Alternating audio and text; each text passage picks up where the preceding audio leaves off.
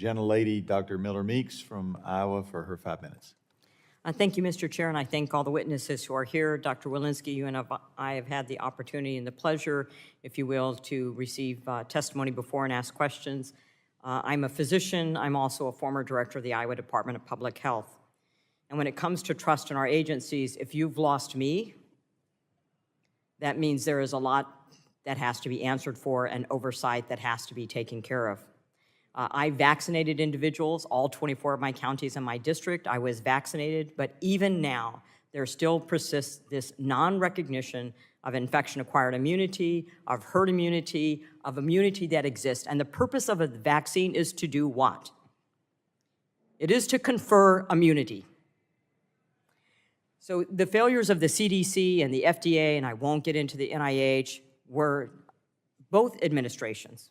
There was the first failure to not to develop testing in an appropriate, adequate fashion for COVID-19, despite the fact that there was already a test with high specificity and sensitivity from the University of Iowa. The failure of the CDC to use real-world evidence and data when studies from Israel or other countries showed that viral transmission still existed despite vaccination. The failure of the CDC and other public health organizations to acknowledge infection-acquired immunity despite data from other countries, and that there were waning antibodies within 1 month after vaccine. The failure to acknowledge infection-acquired immunity or natural immunity and mandate vaccines to those who already have immunity. And I put forth a bill to mandate that all insurance companies, public and private, cover for antibody testing and T-cell antibody testing to get to this point. The failure of the CDC to acknowledge myocarditis and pericarditis in young people and still advocate for vaccines in young men despite that risk, which, as we talked about finally last year, that there's a risk-benefit that has to be considered, but was not considered in these mandates. Menstrual irregularities in young women.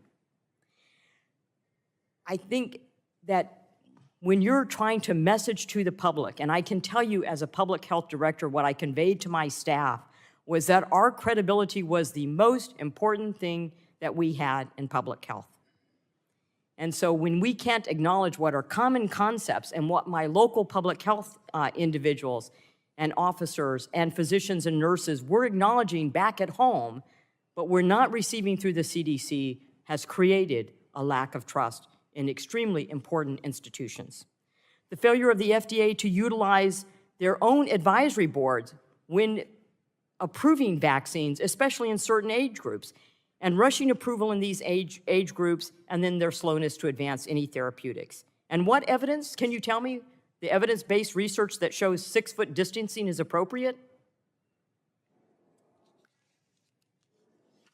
It's demoralizing and it is depressing that agencies that were once held in such esteem cannot translate and transfer research and evidence and respond to real-world evidence when they come up with strategies and policies. It's not just a messaging problem. It was a problem of bias within the agencies.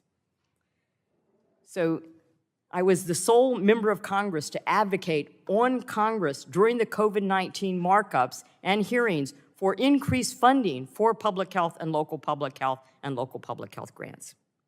So Dr. Walensky, currently states and localities must apply for a CDC grant, funding for chronic diseases, vis-a-vis different applications, submissions, and portals for each specific program and grant. Heart disease and stroke, diabetes, and 14 cancer programs, for example, all require this. These applications are burdensome.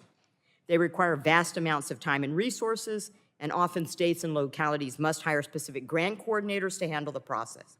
It appears that a much simpler approach, such as the grants to local public health, would be for states to work through a block grant process, submitting one application to CDC for funding for specific chronic diseases that will meet the needs of their specific state.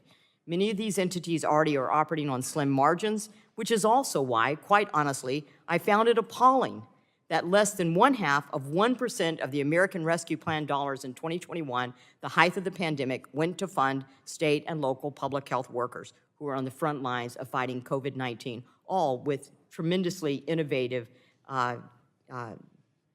policy and procedures to combat the disease. Updating the grant structures to be more streamlined could reduce administrative burden for both states and the internal CDC review process, Plus, if we require appropriate reporting, we can ensure each state is putting the money to good use, something that should be a paramount focus given the alarming rates of fraud and abuse within the COVID-related dollars. Has the CDC considered this structure?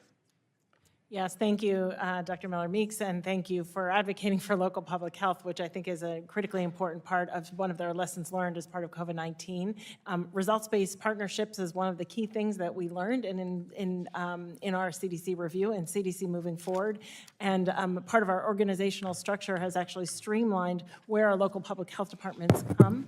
I can tell you as part of the $3.2 billion that went out for workforce grants, it didn't just go to states, it went to states and local jurisdictions for exactly the reasons that you know. Yeah, I think Gentlelady currently our yields local back. public health has the trust that the CDC is lacking. Gentlelady Thank you. yields I yield back. Recognize the gentleman from Maryland, Mr. Sarbanes. Thank you very much.